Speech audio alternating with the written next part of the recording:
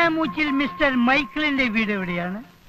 I am കോർ. അതെ, കുഴിക്കൊച്ചി. കൊങ്ങാണ്ടൂരുകാരൻ കുഴിക്കൊച്ചി. കോട്ടയത്ത് റെയിൽവേ സ്റ്റേഷനടുത്ത് സ്റ്റേഷനറി കട നടത്തുന്ന മുണ്ടക്കയത്ത് 8 ഏക്കർ റബ്ബർ തോട്ടമുള്ള കുഴിക്കൊച്ചി.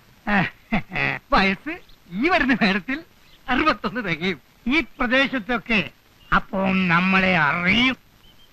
ചേട്ടനോട് ചില പ്രധാനപ്പെട്ട കാര്യങ്ങൾ സംസാരിക്കാണ്. ചേട്ടനോട് മാറിയിരുന്നേ. അതാണെങ്കിൽ മാറിയിടോ കൊച്ച. വണ്ടി വിട്, വണ്ടി വിടോ. കാര്യം നമ്മളൊക്കെ കത്തോലിക്കരാ. കത്തോലിക്കനോട് സ്നേഹം വേണമെന്നാ ബൈബിളിൽ പറഞ്ഞിരിക്കുന്നത്. അതെ അതെ, ബൈബിളിൽ അങ്ങനെ പറഞ്ഞിട്ടുണ്ടോ?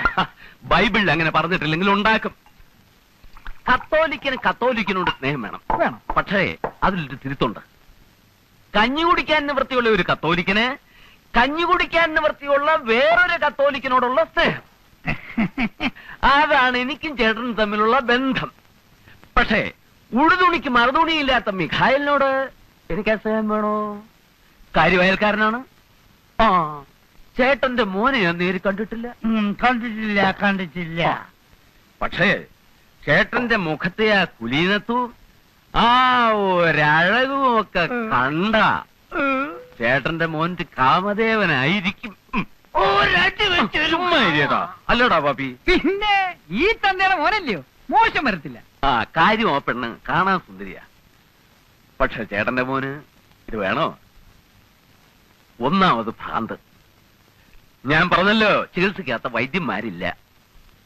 ഇനി ആ പെണ്ണിന് ഭ്രാന്തില്ലായിരുന്നെങ്കിൽ തന്നെ ചേട്ടന്റെ മോന് ആ പെണ്ണെ കെട്ടാൻ കിട്ടില്ല. അതെന്താ പാപ്പച്ച അങ്ങനെ? ഒരു തന്തയ്ക്കും പറയാൻ പറ്റാത്തതാ. എന്നാലും ഉള്ളതുപോലെ പറയണമല്ലോ. എന്റെ മോനില്ലേ ജിമ്മി, ചെറുപ്പത്തിന്റെ ശാലം കുരുത്തക്കേടൊക്കെ ഉണ്ടെന്ന് വെച്ചോ. അവന് വീട്ടിൽ ചില പോക്ക് വരത്തൊക്കെ ഉണ്ടായിരുന്നു. 2 പെൺപിള്ളേരും ഉണ്ടെന്നോ തള്ളയും കൂടെ ഉണ്ടെന്നോ ഒക്കെ നാട്ടുകാർ പറയുന്നു. പിന്നെ അവളെയും കൊണ്ട് എറണാകുളത്തോ പാലക്കാട്ടോ ഒക്കെ പോയി എന്നാ പറയുന്നേ. ഏതായാലും അവക്ക് വട്ടു വന്നേ പിന്നെ അവൻ വലിഞ്ഞു.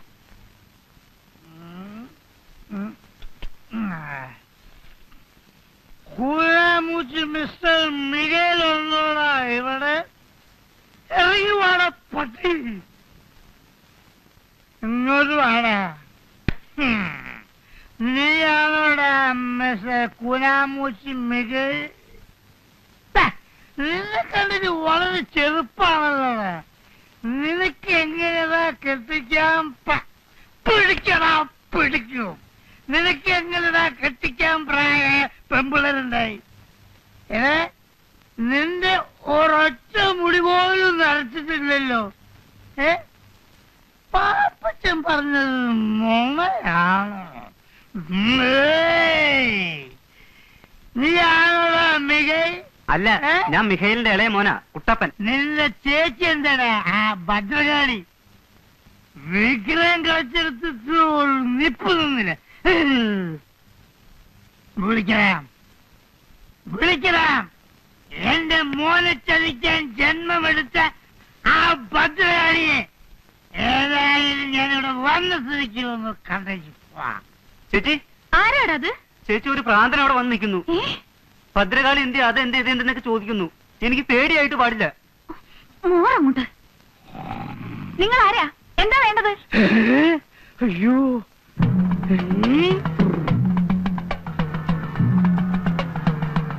കൈകൊണ്ട് നിൽക്കുകയാണെന്നാ തോന്നുന്നത്. കർത്താവേ, നീ ചുട്ട കോഴിയെ പറപ്പിക്കല്ലടി. നിനക്കെന്റെ മോന വേണല്ലടി ഭദ്രകാളി. അയ്യോ, എടാ കുട്ടപ്പ, വഴിയിലെങ്ങനെ നോക്കിക്കേ, അപ്പം വരുന്നുണ്ടോന്ന്. അയ്യോ, ഇതെന്താ ഭ്രാന്തോ? നിന്റെ അപ്പന് എങ്ങനാ മോളെ? എന്നാ താനായിരിക്കും മിസ്റ്റർ മിഗേൽ. എന്നെ മനസ്സിലായോ? അങ്ങനെ നോക്കണ്ട.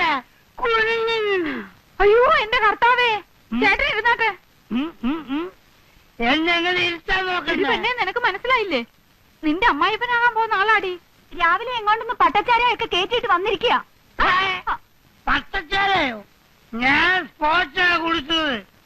അങ്ങനെ കാഞ്ഞിരപ്പള്ളി പാപ്പൻ പട്ടച്ചാരയും കുടിച്ചിരുന്നില്ല.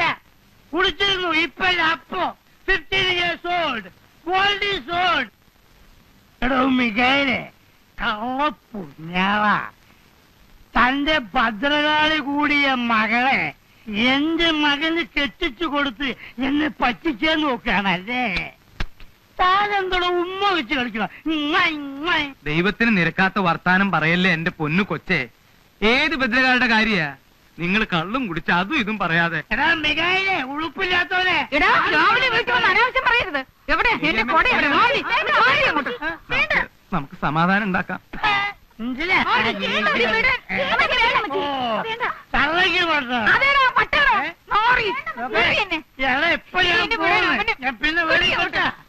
എടാ അവിടെ നിൽക്കണം. ഇയാൾക്ക് അവിടെ എന്നാ നിൽക്ക്. പറ്റി എന്റെ കർത്താവേ? നിങ്ങൾക്ക് ബുദ്ധി വന്നില്ലേ എന്റെ മനുഷ്യ? ആ പാപ്പനുണ്ടല്ലോ, അവന്റെ വേലയാ. പറഞ്ഞത് കേട്ടില്ലേ? അവിടുന്ന് കൊടുത്ത പട്ടയും ചാരായം എല്ലാം കുടിച്ചേച്ചും വന്നേച്ചാ ഇവൻ ഈ വർത്താനം എല്ലാം പറഞ്ഞത്. അങ്ങോട്ട് ചെന്ന് 4 വർത്താനം ഞാൻ പറഞ്ഞേച്ചും വാ. പോയിട്ട് വരെ. പാപ്പനുണ്ടോ അവിടെ?